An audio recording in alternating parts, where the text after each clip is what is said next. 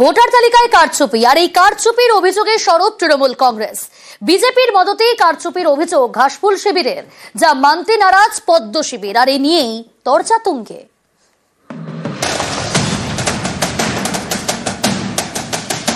একই এপিক নম্বরে একাধিক ভোটার, বাংলার ভোটার তালিকায় ভিন রাজ্যের ভোটার। তৃণমূলের বিশেষ অধিবেশনে এ নিয়ে সরব হন মমতা বন্দ্যোপাধ্যায়। দলের নেতাকর্মীদের পাশাপাশি সাধারণকেও সতর্ক করেন, বাংলার লোক যাতে ভোট দিতে না পারে। একই এপিক কার্ডে বাইরের লোকের নাম তুলেছে, তার মানে বাংলার লোকটা যখন ভোট দিতে যাবে তার ভোটটা বাইরে থেকে এসে সে দিয়ে দেবে। তসলিম মিয়া বাড়ি কোথায়? গঙ্গারামপুর। এখানে নাম দিয়েছে জিজ্ঞেস মাকভানা। তার বাড়ি কোথায়? তার বাড়ি হচ্ছে গুজরাট আহমেদাবাদ।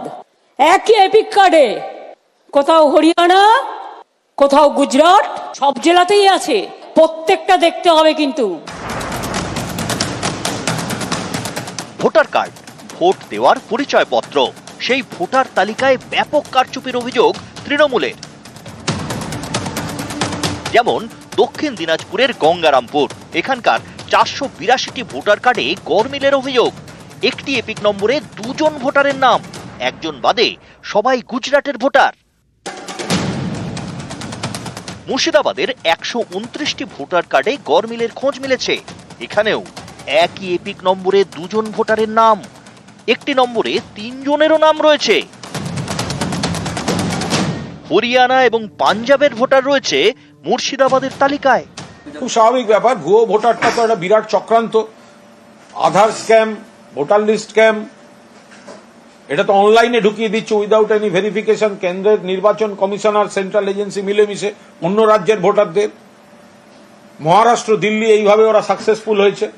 মমতা ব্যানার্জি এখানে পর্দাফাঁস করে দিয়েছেন। ফলে গোটা দল মমতা বন্দ্যোপাধ্যায়ের নির্দেশে ভোটার লিস্ট স্ক্রুটিনি ইত্যাদি সতর্কভাবে নেমে পড়েছেন। দেখুন, সেটিং তত্ত্ব নিয়ে যারা বেশি কথা বলতেন তারা বিধানসভায় শূন্য হয়ে গেছে। তৃণমূলও শূন্য হওয়ার পথে। কুণাল ঘোষ যথেষ্ট বুদ্ধিমান একজন মানুষ এবং তিনি তার দেহ মন দিয়ে তৃণমূল কংগ্রেসকে স্পর্শ করেছেন।